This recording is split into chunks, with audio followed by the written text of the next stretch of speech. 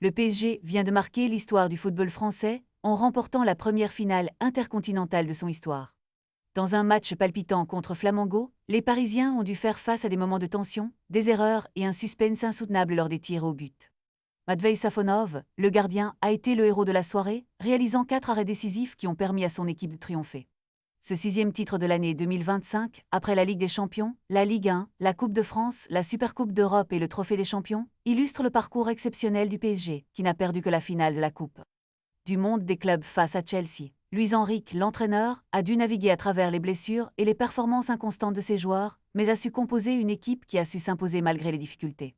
Le match a débuté sous de bons auspices pour le PSG avec un but de Khvicha Kvaratskhelia, mais un penalty de Georgian de Arrascaeta a ramené les deux équipes à égalité.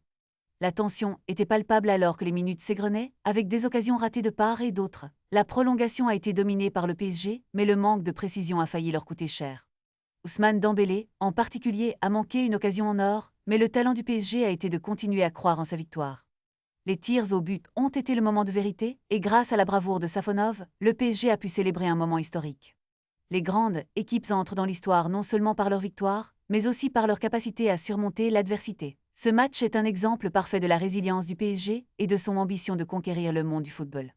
Ce titre n'est pas seulement un ajout à leur palmarès, mais une affirmation de leur statut sur la scène internationale. Le PSG est prêt à continuer à écrire sa légende et à embrasser de nouveaux défis.